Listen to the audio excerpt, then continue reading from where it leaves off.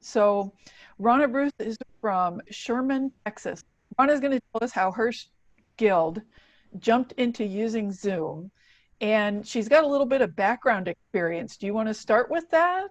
Yeah, let me tell you a little about myself in general. I am a retired Air Force officer. I spent 20 years in the Air Force doing informatics and computers, and at that job I used a program similar to Zoom. So I have experience, but with other software, doing here's hundreds of people with breakout rooms and trying to answer questions, and that's where I learned you need more than one person to really effectively run a meeting online. That said, I don't have that much help doing the Zoom ones for our guild. I do have helpers occasionally when I think I'm going to need them, and I ask them on those meetings, but on other meetings it's just me. So it depends on what's going on that day, whether or not I ask for somebody to assist me. So that's how I run our meetings right now. So let me get that out front in case I forget to tell you about it. But those are good plans. I heard some of your plans and I approve. Okay. Tell us more about your guild, the number of members and how often you usually meet, things like that. We have, right now, we have about 70 members. We fluctuate between 65 and 100 depending on the year. We have a few snowbirds, so they're in town, they're out of town, depending in their RVs. And we have some people in the community that do projects with us at the community center, but they don't join the guild. So they aren't eligible to come to our Zoom meetings. However, I have a solution for that, and we'll talk about it a little later. I can't wait to hear that. We'll see how it goes. Okay. We started in Zoom, our very first Zoom. Why aren't they eligible to come? Because they're eligible to come to 2 meetings a year without being members to a guild event. And we were trying to figure out how to do Zoom and invite them and then to keep track of which, did they come to 2 or not? Because if you want to come to more, you need to pay us. So that's why. And some of them don't want to be members of a guild, but they want to have quilting friends. And we have, normally we go to the senior citizen and we all quilt together. And you don't have to be a guild member to use that event, that SO day. And we're trying to figure out how best to get the word out that we're going to replicate that on Zoom. So that's what we're going to do. And some of them join the guild for a year and then don't, because they have conflicting things. They have Canasta Club and other clubs, and sometimes they move their schedules around and they conflict and they can't make it to things. So they'll drop out for a year and then they'll convince their Canasta Club to, meet on a different day, and then they'll join the guild again. So it's just, we're busy. We have busy lives. When we have our meetings, our full-blown meetings in person, we always are down membership attendees, not enrollees or members, but attendees in the summer, and that's reflected on Zoom as well. So we started in March with our first guild meeting, and we've had a slight decrease in number of people coming since then, but I know where they're at. I mean, they're at some event that's going on locally. We have social distancing, other events, and they'll message and say, sorry, I'm missing the meeting, but I'm at this today. So it's reflected our normal. I learned about Zoom in February, and I was invited to attend a Zoom meeting through my AutoHeart community. And I have been a member of this AutoHeart community for a decade, and it's all via email listserv. So we're emailing each other, and I have met, of the hundreds that are in that club, I've met maybe 3 of them in person. One of them was in Seattle when all this hit with COVID, and she suggested we try Zoom, and she bought an account and she invited all of the AutoHeart people. And that's how I experienced Zoom for the first time. And she was learning and she didn't know how to run it, but we got online and we talked like this, and we couldn't play our AutoHearts. The sound wasn't good enough for music to be played, but we were able to talk, and we had a fantastic time. And I had somebody from Australia and somebody from Canada and people from both coasts of our country and north and south, and I was just thrilled. So next time I talked to the president of our quilt guild, I told her about it, and Sue Ann said, well, our church is looking into that. We're looking into getting Zoom to have online church services for our congregation. So I said, well, why doesn't our guild do that? This was the last couple of days of February, first couple of days of March, that this conversation happened with her and I on the phone. I put it, the board met, we had a Zoom meeting on the free Zoom, the 30, 40-minute meeting, the maximum they could give us, with our board. Our board said, yes, we think we want to do this. Let's research the costs. So we got all the cost information, what it would mean, that we only, for our guild, really needed one, you know, because when you pay for Zoom, you can get 2 people, but the cost doubles if you have 2 administrators. So we just do 1 administrator. We found out that if you have the email and the password, it doesn't have to be the same human being. So the president has the email and the password to Zoom. She could be the administrator for a meeting, or I could be the administrator for a meeting. It doesn't matter. We log on as the guild. So we figured that out. We put it to a vote with this little blurb, and we had to vote because we had just had our February meeting. We weren't having another guild meeting for a month, and we wanted to get rolling. We voted via email. So we have an email, Google group email that goes to all of our members. We emailed to that and said vote by email, or if you'd rather, vote on Facebook. And we have a pretty active Facebook group. Our members are pretty active in getting on our Facebook page. Vote there. You can't vote twice, and I had to tally it, make sure each person didn't vote more than once. And I gave them 2 days to vote, which in hindsight wasn't quite enough, because we had to then call people and go, I know you don't get on Facebook very much, and I know you don't read your email but once a month, so you need to get on there and you need to do this. So we had to self-identify our friends that don't use their email accounts and their Facebook accounts very often. And now I've learned, give them a week. If you're going to ask them to do something by email, or you're going to ask them to do something by Facebook, give them a week to respond, because it takes some of them that long to get to those accounts and know that they have been asked to do something. And I always title a post on Facebook, Official Guild Business. Please respond.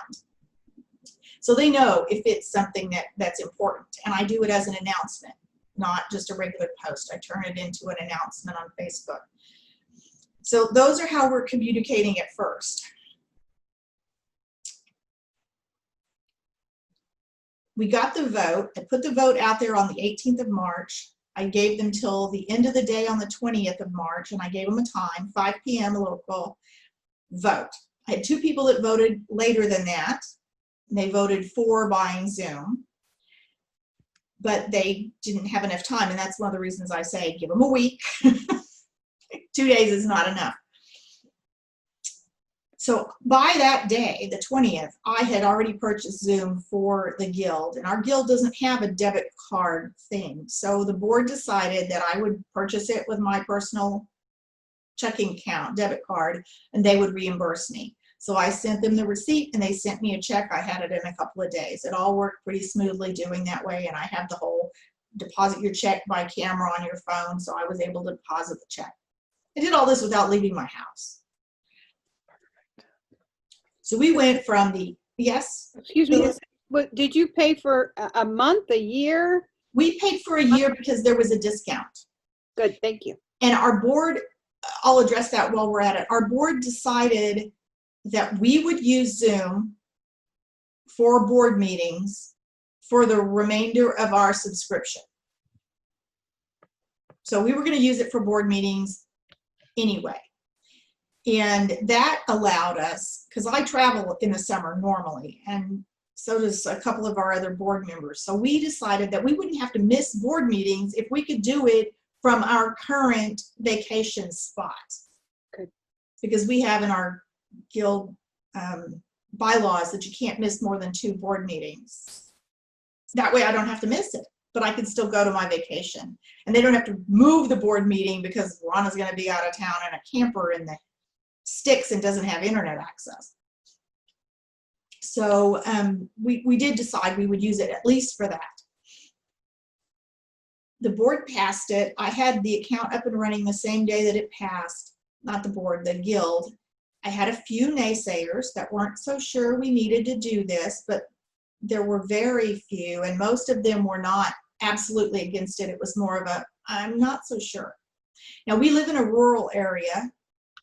it's not extremely rural, but it's rural enough that if you live out off the main highways, your internet could be almost impossible. So we had a few that were worried more about that than the fact that we wanted to do it. They were worried about whether or not they were going to be able to do this. And some of them don't have much cell service either, so going on their cellular to do it was also difficult. Yes, ma'am. Cecilia. We had, not in our Quilt Guild, but in another group that I belonged to, hesitation because of what they had heard or read on Wikipedia about the safety of Zoom. Did you have anyone raising those questions? And if so, how did you respond to them? I just said, okay, you know, sorry, we'll miss you. But if there was some way I could reassure her that things are not as bad as Wikipedia says. We had a few. There was problems with people that were somehow manipulating their way into Zoom rooms. So Zoom is aware. They started working on upgrades to fix that, to make it less hackable by people who are trying to photobomb your Zooms. That's when they turned on having a password for your Zoom meeting. And we went to that as soon as it was available to put the password. I keep the password the same every month because I haven't had a problem with that. And then for some of the stuff, I've recently started going to the pre-register like Margarita does, where you go in and you say, yes, I want to come to that. And go ahead. Oh, and then they added the waiting rooms. So I've got, on my meetings, I have 3 security factors, and this is something that I address pretty regularly too, is they paid millions of dollars for additional software security. They added the password, they added the meeting waiting room, and then I also use the pre-register. So if you didn't pre-register, you don't even have access to the link. Right. So we've gone into using those things as well to try to prevent it. I still have a few people that they don't trust Facebook, they don't trust the internet. I have the benefit of having 2 family members that are in electronic security. One is retired from that job and one is active in that job. To give you an example, my son runs electronic security for an entire Air Force wing. And I asked him about it. Now, the military will not use Zoom. They don't think it's safe enough for military conversations to be happening. They have their own system. But I asked him about it. He said, Mother, it's as safe as anything else that you open a web browser to do. So I put myself at risk every time I turn the internet on for being hacked and so forth. That kind of thing is still going to be there. I can't fix that. But Zoom is responding to the problem, and that's what I tell them. They're doing everything they can, and I don't not get in my car because I might have an accident. So this is how I treat life. I do everything I can. I wear my seatbelt in the car, and I turn on all the security features in Zoom that I do when I set up a meeting, and that is the best I can offer people. If they still don't want to participate, we're sorry we aren't able to provide them with anything. We are, as in, and I forgot who said it, Fran, I think, going to do the go to the park and under a pavilion social thing, but right now it's 90% humidity and 100 degrees, and we can't be outside comfortably, especially not with a bunch of quilts. So we won't be doing that until later this year if we have to, if we still aren't back in person. But by the time somebody had given us that idea, we're way past the ability to do that in Texas, even in North Texas. I hope that answered your question. Thank you. Like I said, we purchased this on the 20th of March, and we had our first live, all members included, with a presenter on Zoom on the 26th of March. So we got ready to go in 6 days. That 6-day window was me having, hello, guild members. You're going to get a lot of emails from me. Check your emails daily. There's going to be an open Zoom room for you to practice using your Zoom skills on your devices Monday, Wednesday, Friday at 8 a.m., at 12 p.m., at 4:30 p.m., and evenings by request. and I would get emails. I need to do after 6 p.m. I'm not home from work. I'll set one up. So I had open time frames that they could just log in, practice using their buttons, and then I had other times that were by request, and then I had problem-solving ones. Okay, they came on, they went to one of the open meetings, and we could never get their sound to work. So we would schedule a private one where it was just me and that person trying to figure out their sound issues. It was when I started doing those with open it to the guild and having the guild try to log into Zoom and try to get into my meetings that I found out that I didn't realize it. The view they see when they go on Zoom is different depending on, are they on a Mac? Are they on a PC? Are they on a laptop? Are they on an iPad, an iPhone, or an Android device? So I was running around my house like a frantic lunatic, finding my old Mac that I used to use for work, getting my iPhone, my iPad, I had to charge it, I hadn't used it in so long, and logging into my own Zoom meeting with these devices in all these different rooms because there's feedback with the sound on, and running between devices and looking where the buttons were so that when people came to my training meetings, I could say, are you on an iPad? Okay, that button's on the bottom left. And then I found out that in your Zoom account, you say whether you want those buttons to be persistent on the screen or to, fall off, and you have to scroll down to the bottom for them to pop back up again. Because they're like, I don't have any menu at the bottom of my screen. And I'm like, wait, you should. And then I found out, move your finger down. I found out on an iPhone that you have 3 screens. You swipe left and right to see various screens. If you swipe one, it automatically takes your camera off, and it takes your sound off, and you have to touch it to talk.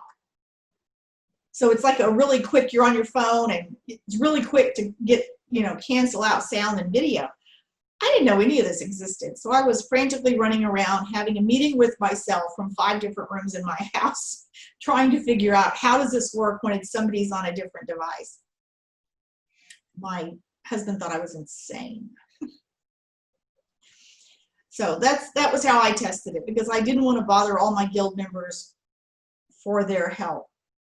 But I did get the board involved, and they helped me with some features once I kind of ironed out my own questions about it. Because I'm completely self-taught on Zoom. I watch some of their videos, but there's only so many hours in my day to watch those.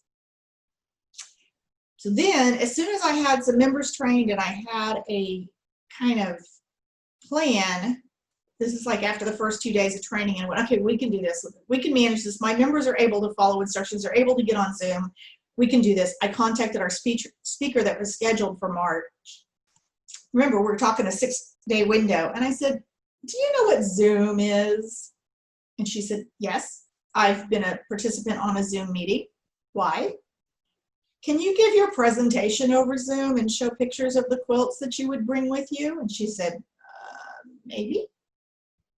So we did a practice session. She opened folders on her computer of her quilts. I gave her, at the time I didn't know you could make co-hosts, so I gave her the hosting capability and told her she was going to have to give it back to me at the end, and I'd have to walk her through it.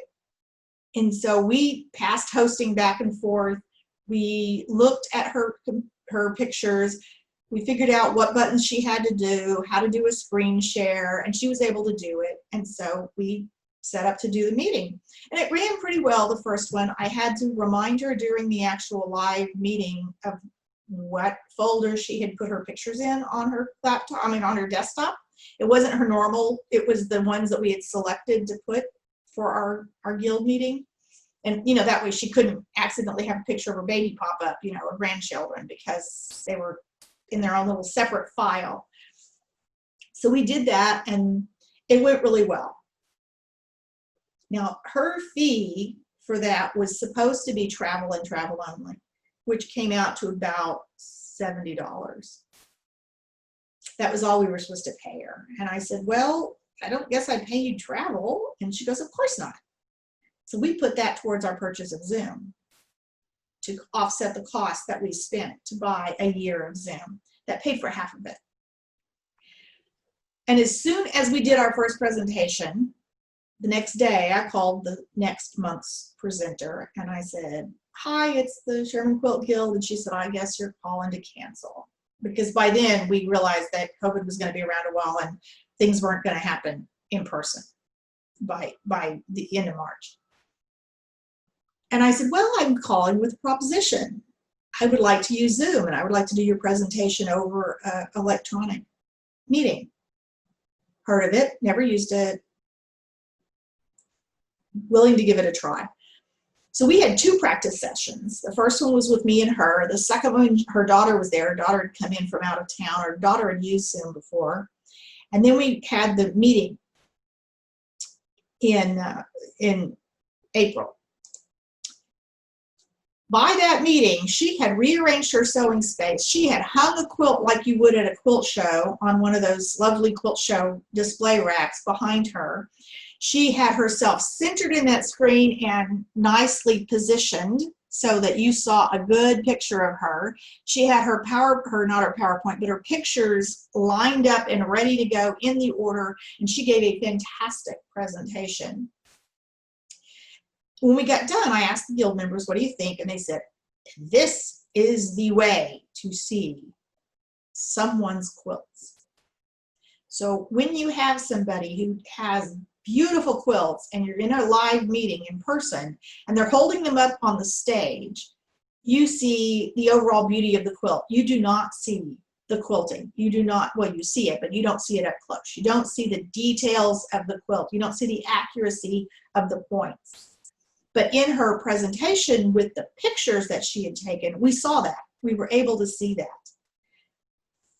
And it was kind of eye-opening that, okay, for some things, this Zoom is actually better than being in person, depending on what we're showing.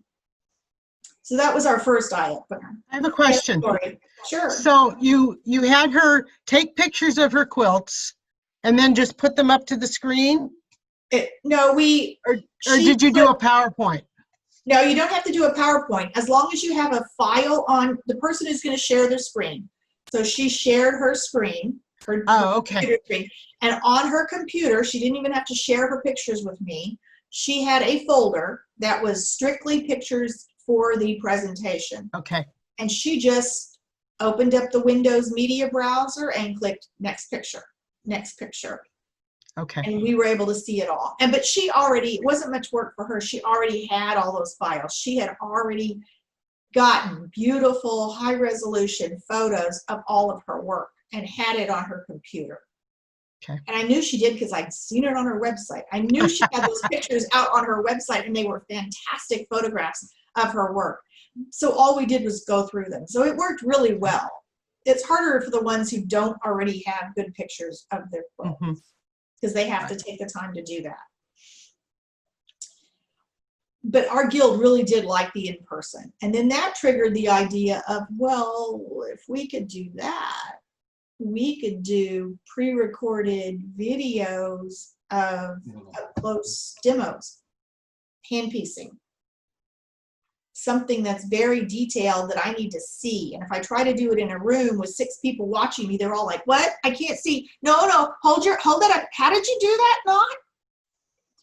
You know, and you're trying to show it to one person, you got 4 other people who are waiting to see and they can't. Well, if I can videotape that, then everybody has the same view all at once.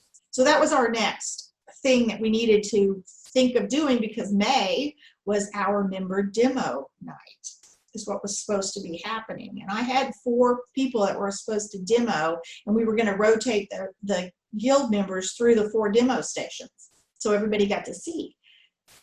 Well, my people who were demoing said, but I never get to see the other 3 demos when I volunteer to demo something, and I don't like that. I want to see what the other people are doing. Zoom solved that problem as well, because I pre-recorded the demos. Now, I only did 2, and because I had the members said, I don't think I'm quite able to do a video recording of my demo. I don't think I understand how to do that. They've since told me, yes, they can. They've figured out how they can do their videotaping of their demo, and we have another demo night in October, so they're going to move to October. And that's the ones I'm going to see if we can do it with breakout rooms and run them simultaneously and then swap. But I'm going to have to play with breakout rooms with my board first, see if I can make sure I understand how to do them. So we did that. What we did was I had done a mock-up. I just recorded myself with my little wire screen. I had a old wire screen. I set my iPhone on top of it, and I put a piece of paper underneath it so that I could know where to keep my hands to keep them framed in the shot. That took a while. It took me all morning to set this up, to figure out how do I mount my iPhone, which way do I turn it when I lay it down so that the video shoots the direction I want, because I always shoot it the wrong way. My video is like litty bitty because I shot it wrong. Did you know you have editing software? You can take one of those little videos that shot, you know, this way, and you can turn it in video editing software. I learned all kinds of stuff. And then I kind of had to spend some time thinking, and I know all of you've heard this, this is for the video. I had to spend some time thinking about what order do I want to present these things in my video and lay them out so they were within easy reach, and I could grab the first thing from this pile, pull it under the camera, show that piece of the demo, and then move it over here out of my way. And of course my pencil broke while I was doing this, and I had to get another pencil, and I forgot pins, and I had to use my needles to pin my fabric together while I was showing my hand piecing technique because I'd forgotten to bring pins in the room. But I made it work. It took me two shots. I had to try twice to videotape it, but I got it done. And I did this just to send it to my demo people and say, can you do something like this with your planned demo? And their response back was, no, we're going to use what you already did. That's great. We'll just use that. And I hadn't been supposed to be demoing that month. But one of the people said, I can't do it, but there is a pre-existing YouTube video that's almost exactly what I do. And I tweaked it. So that's what we showed. We showed the pre-existing YouTube video, and then she live said, and this is what I do different. And this is the different spray basting product that I use. It's not what is mentioned in the video. So that's how we did the second demo. And it worked pretty well. The next meeting was the June one, and we did body mechanics for quilters. And my husband and my daughter-in-law are both occupational therapists, and that is what they do for a living, is talk about better ways to not stress out a joint and how to work around, you know, you've got arthritis, something doesn't move like it's supposed to, how do you problem solve those issues? And because it was my family, we shot that live on the cell phone, and we spliced it together in video editing software. It's not as like professional as I would have hoped, because there was a lot of and in the video, but I didn't want to make them keep re-recording it. We did shoot it in segments, so my husband and daughter-in-law would say, we're going to talk about this, I'm going to talk about this part of it, you're going to talk about this part of it, and then we would film it. And then they would say, and next our topic will be, and they would tell us the next topic, and my son would stop the video, and then we'd start again after they talked about, I'm going to talk about this, you're going to talk about this, we need to do this at the sewing machine. I was the guinea pig. I sat at the sewing machine with really bad posture, and they came over and corrected me and told me to raise my chair and get a stool underneath my presser foot. I have this thing under my presser foot to raise it, so I am sitting correctly. And then we shot that one, and then we shot another one of how to stand at a cutting table. And we did this in my daughter-in-law's sewing room. She doesn't quilt. She makes wedding veils, 9 feet of tulle at a time. And she hand gathers this, and she cuts tulle. And she has this lovely table that cranks up and down so she can make it taller or shorter when she needs to cut. So we demoed, here's a tool if you're having back problems, you can change. And we showed them if you're cutting small pieces of fabric, change the height of your table. And I was the guinea pig, and I was showing the bad posture. That's what we shot. We loaded it to YouTube, and then we showed it on our guild meeting. So they didn't have to try to talk live. I didn't have to figure out how to film them moving from the sewing machine to the cutting table back to sitting down and chatting about some questions that I had preloaded for them. Here's questions. What do I do about this arthritic pain in my thumb? You know, answer this pain, which they did an up close of what you could do different to help alleviate that pain when you're hand sewing. So that worked pretty well. And then they came on live to the Zoom meeting to answer the questions. So the Q&A was with them live, but the video was pre-recorded. So that's how we managed that one. Now for the really interesting stuff. The stuff we just did in July, because I'm learning. I get the bright idea, and I know some of you have already done this, other people have already done it, but I didn't know that until 2 days ago, that we needed to have a virtual sew day. And we call them sew days, but sit and sew, some people call them sit and sew. We have them. We do that with the Senior Citizen Center. We have one Saturday a month. So I put it out there, and I had, I think, 8 attendees the first time, and they emailed me. They're like, what are we going to do? And I said, sit in front of a camera and talk while we sew on something. Oh, okay, I can do that. So we chatted. We pulled in things. I pulled in things like, look at the new book I got. So I had a tool, a new tool that I had ordered that isn't a quilting tool, but I was using it for quilting. Somebody else had another tool that she had just discovered and was in love with. We did that. We talked about what projects we were working on. We had a few people that had, you know, small things that they held up live in front of the camera. We came up with the fact that you're talking over each other in that setting. So if 2 of us tried to talk at the same time, one of us would say, you go ahead, Elizabeth, you talk. And Elizabeth would have her say, and then she'd say, okay, Ronna, what were you going to say? So as soon as she got done talking, she would release it back to the person that she bumped conversation with. And then we would pause in case somebody needed to insert something into the conversation, because we didn't have a lot of ways to keep track of who was doing what. And that we were losing the conversation because Zoom was switching and it was dropping, where it doesn't do that live. In live, I could hear all 4 people talking at the same time. But on Zoom, it drops, it cuts out, and I can't hear all of the conversation, so I miss parts of it unless we pass it back and forth. But we did find a verbal way to do that. And it worked really well. I asked them if they wanted more, and they said yes. And from the result of that, 2 of our members said, I hadn't been sewing. I hadn't been quilting. I was in a funk. And one of them even told me, she goes, I really had to make myself come to this virtual sew day because I was really bummed out about missing everybody, about COVID, but I made myself come. I brought a UFO from like 4 years ago, and now I finished it, and I'm going to start the other. And by the end of the day, she was making placemats. She posted on Facebook that she finished the 2nd placemat after we got done with sew day. She was on a roll. She was sewing again. And so that was very beneficial, I think, to us. And I said, now, if you enjoyed this, post on Facebook your experience, whether you liked it or didn't. Post so our members know that when I offer them these things, they're fun and they're doable. And even though it sounds weird to say we're having a virtual sew day, they can be something that fills a gap and a need. So they did that, and I got a few more people, and I had a request for the Saturday sew day, which is something we had pre-COVID. And we've set one of those up, and I said, how often? And they said once a month, just like we did before, just once a month. So I've set that up. And those sew days I did, you have to pre-register. And here's the part where I said, let's see if we can reach out to other quilters in the community that are not members of our guild.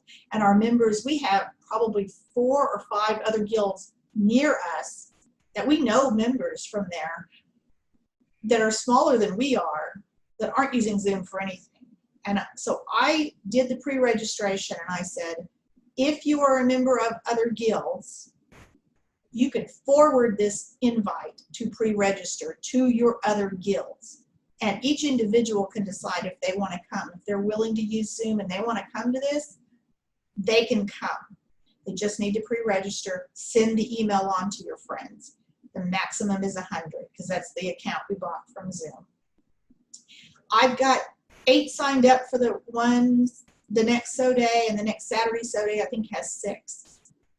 And I don't know that any of them are not our guild members yet. I personally called a quilt shop owner who has a small guild where she's from, and they're not doing anything on Zoom. She's next month's speaker. That's how I know all this. And she said, well, I can forward it to, I'm getting messages, I'm sorry, somebody had to leave the room. Lily had to leave the room.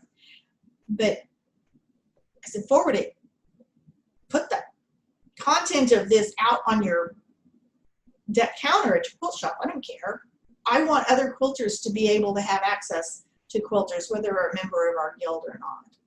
So we didn't open our guild meeting up to the outside necessarily, but we opened our sew days up to the outside.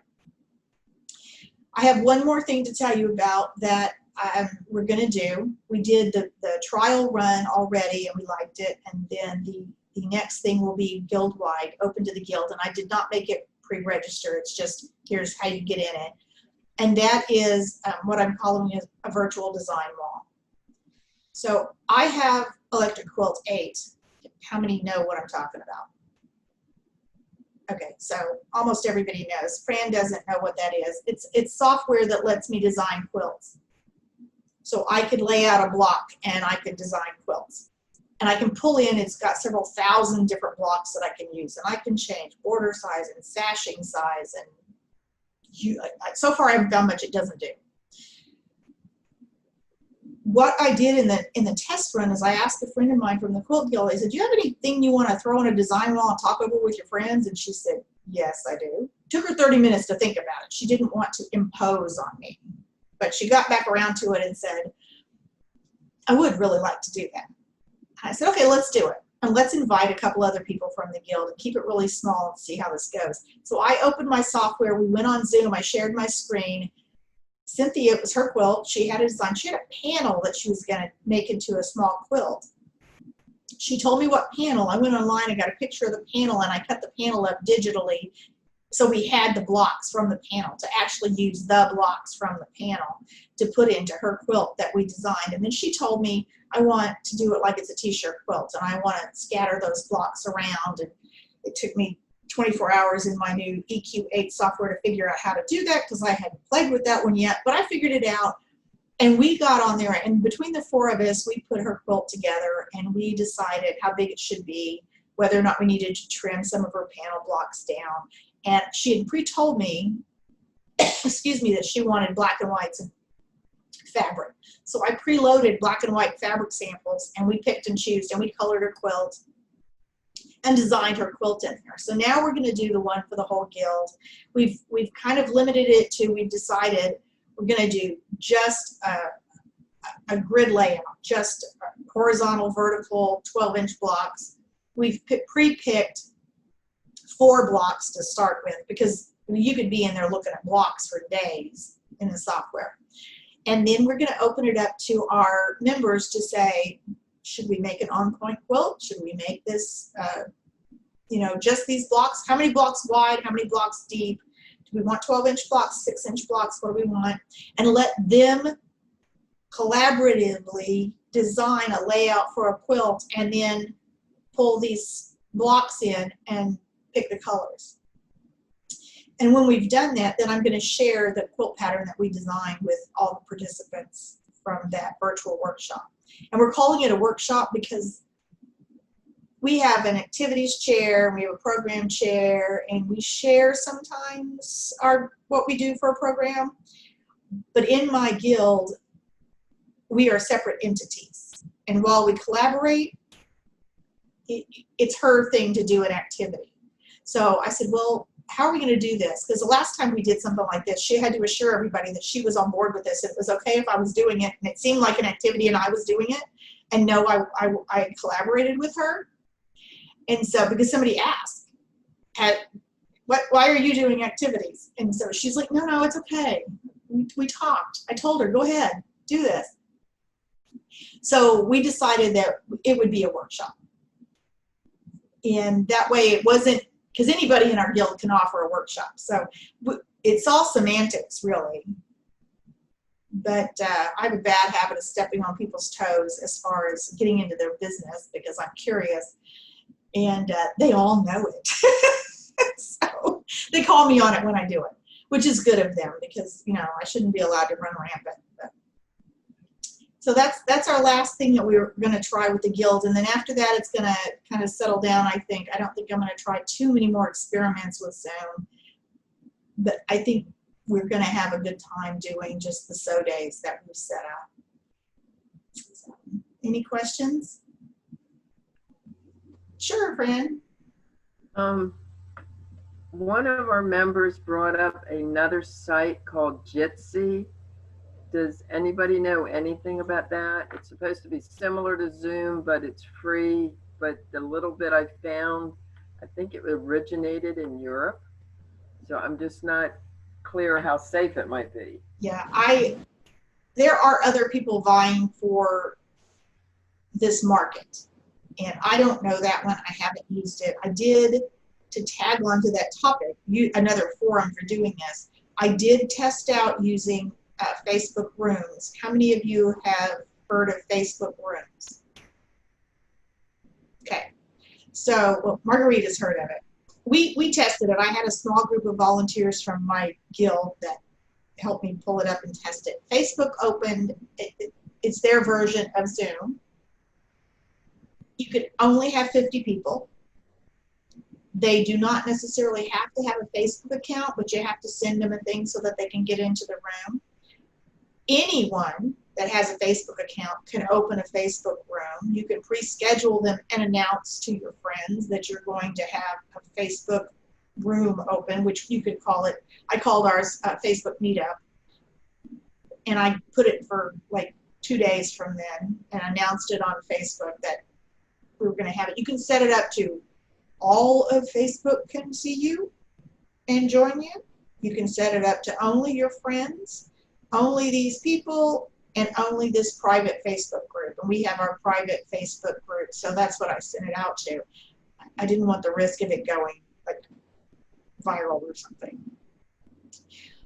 We tried it, we got online, we were some on iPads, some on laptops, some on PCs. Again, looks different on the screen where things are.